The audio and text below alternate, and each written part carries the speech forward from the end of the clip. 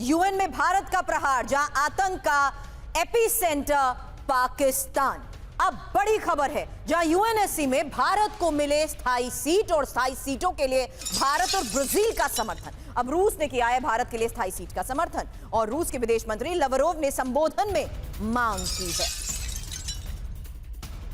और संयुक्त राष्ट्र महासभा में भारत ने पाकिस्तान को लताड़ लगाई। भारत ने कहा वैश्विक आतंकवाद का केंद्र पाकिस्तान। एस जयशंकर के बयान पर तालियों की गड़गड़ाहट से गूंज उठा यूएनजीए का हॉल और अंतर्राष्ट्रीय आतंकवादी हमलों के तार पाकिस्तान से जुड़े।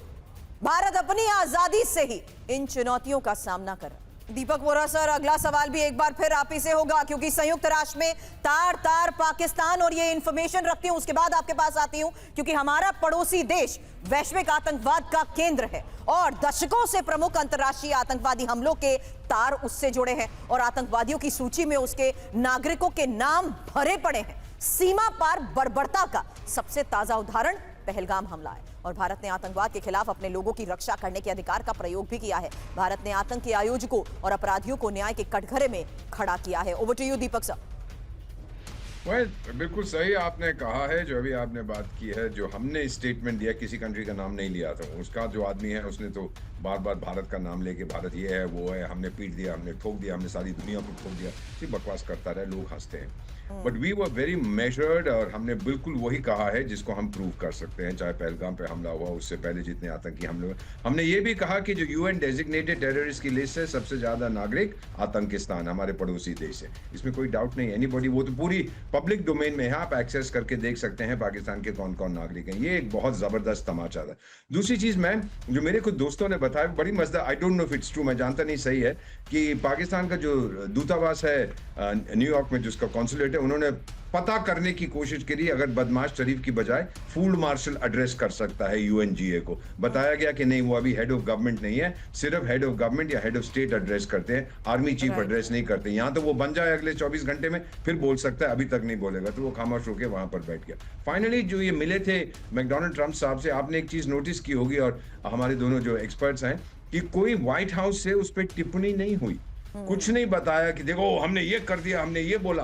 पाकिस्तान वालों ने कोई दो चार चीजें कही हैं, बट व्हाइट हाउस से, जो मैंने पहले कभी नहीं देखा, एक रीड आउट होता है, सारा इंटरनेशनल प्रेस वहां पे, कुछ तो बोलो, कुछ नहीं बोला। और मेरे दोस्त हैं, उन्होंने कहा है कि उसने पूरी तरह से इसको मुल्ला को बोला है, देख तूने कहा था बलूचिस्तान को मेरे हाथ हवाले कर देगा, चीनियों को निकाल देगा, कैनेडियंस को क्या हुआ, और अब मुझे बागराम चाहिए, जा भेज अपने 30, 40, 50 हजार लोग मर जाते हैं, मुझे कोई फर्क नहीं पड़ता, मुझे बागराम चाहिए। अब देखता हूं मुल्ला क्या करता है। मुल्ले का चेहरा भी उतरा हुआ था, मेरे लोग कहते हैं, जब वो वहां से बाहर निकला, क्योंकि वादे कर चुका है, लेकिन उनको वो जो अचीवमेंट है उसको डिलीवरी वो नहीं कर पाएगा। मतलब वेरी इंटरेस्टिंग, ये जो मैं ऑब्जर्व कर रहा हूं, first time white house meeting में कोई रीड आउट, यानी कोई ऐलान उन्होंने नहीं किया कि ये वो काउंटर टेररिज्म पाकिस्तान के, हमने ये बात की, वो बात की, वो बात की। व्हाइट हाउस खामोशी साधे हुआ है। Very interesting. क्या हो रहा है ऑगस्टीन साहब, यहाँ आप जानते होंगे क्या हो रहा है, दत्ता साहब जानते होंगे। व्हाई अगला सवाल उन्हीं से करूंगी, लेकिन उससे पहले एक खबर है सर, जहां पाकिस्तान अधिकृत कश्मीर में हालात बेकाबू हो चुके हैं और पीओके के कई शहरों में पुलिस आर्म्ड फोर्सेस का फ्लैग मार्च, जहां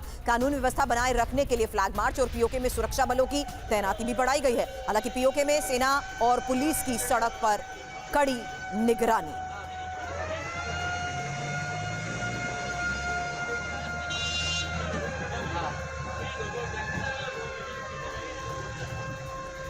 और पाकिस्तान अधिकृत कश्मीर में चरम पर है तनाव, जहां पीओके में पाकिस्तान से स्वतंत्रता की मांग तेज हो चुकी है और स्वतंत्रता की मांग कर रहे प्रदर्शनकारियों पर हुई फायरिंग की फिलहाल ये तस्वीर देखिए। और पीओके के कोटली में बड़े पैमाने पर हिंसक प्रदर्शन, जहां पाकिस्तानी सेना ने निर्दोष लोगों पर फायरिंग की और पीओके में सरकार के खिलाफ हजारों लोगों का प्रदर्शन। हिंसा पर काबू के लिए पीओके में कई सड़क बंद हो चुकी है। मीडिया कवरेज पर पाक सरकार ने प्रतिबंध लगा दिया है।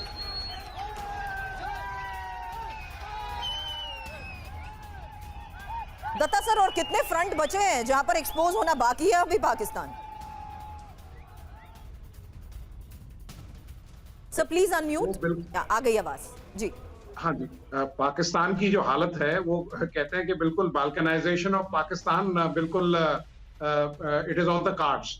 आप देखिए खैबर पख्तूनवा बिल्कुल बगावत में खड़ा हुआ है, सिंध में बगावत हो रही है, बलूचिस्तान आप देख लिए उन्होंने बिल्कुल अपनी आजादी तकरीबन घोषित कर दी है। तो ये बताता है, अभी देखिए गिलगित बाल्टिस्तान में उन्होंने एक ब्रिगेड वर्थ फॉर्मेशन जो जनरल एरिया मंगला से उठाई है, वो वहां उन्होंने डिप्लॉय की है। वहां मुजाहरे हो रहे हैं, वहां लोग अपनी आजादी चाहते हैं, वहां की जो आवाम है वो पुलिस को और फौज को खदेड़ रही है। तो ये जो सारे हालात हैं वो बिल्कुल पाकिस्तान के काबू में नहीं है। आप ये देखिए, बलूचिस्तान ने एक बहुत बड़ा कार्ड मतलब प्ले किया है। उन्होंने दो जो बड़े बड़े उनके प्रोविंस मतलब जो उनके रीजन से बलूचिस्तान में, उनको उन्होंने आजादी घोषित करते हुए अमेरिका को बोला है कि आप अगर यहाँ के खनिजों का इस्तेमाल करना चाहते हैं तो आप हमसे डील करिए। असीम मुनीर कुछ नहीं कर पाएगा, ना वो उसकी फौज यहाँ पैर रख सकती है। तो ये बताता है कि किस कदर आजादी का जुनून पूरे पाकिस्तान के ऊपर छाया हुआ है। और पाकिस्तान कहते ना कि मतलब असीम मुनीर तो यही कहेंगे कि मेरा देश इतने हिस्सों में तकसीम हो गया कि मेरे हिस्से में कुछ आया ही नहीं, तो उनके पास केवल पंजाब की प्रोविंस रह जाएगी। Understood sir.